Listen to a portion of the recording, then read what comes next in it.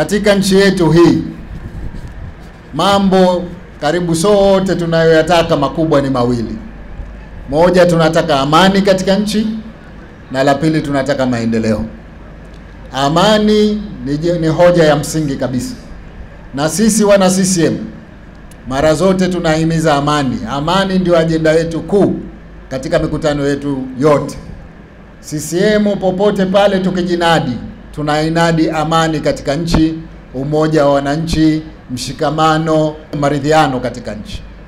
Hilo ni la msingi kwa sababu hayo mengine tunayoyataka hayawezi kupatikana kama hakuna amani. Leo nafurahi kwamba nchi yetu ina amani ya kutosha. Wajibu wetu ni kuidumisha amani hii.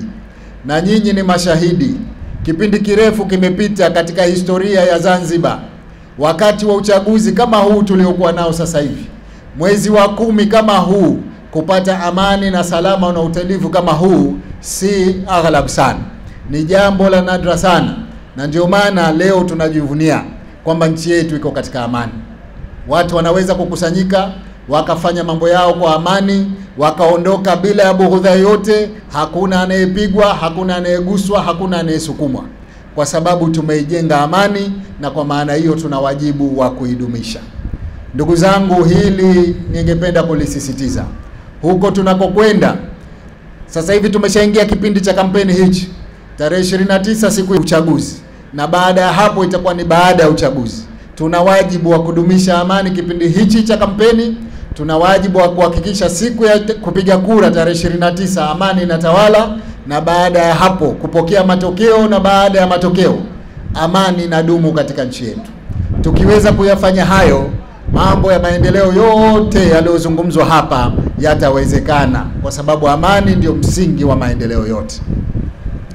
Na mimi nafurahi kusema kwamba kwa kweli nimeridhika na amani tuliyokuwa nayo katika nchi. Huu ni wakati wa kampeni, hatujasikia mtu kuguswa. Huu ni wakati wa kampeni, hatujasikia mtu kubughudhiwa. Huu ni wakati wa kampeni. Miaka iliyopita ilikuwa kuna tension kubwa, watu hawakai pamoja. Ilikuwa limradi tuko katika hali ambayo sote tuna wasiwasi ndani ya nafsi zetu. Lakini si mwaka huu. Mwaka huu sote tuko katika amani.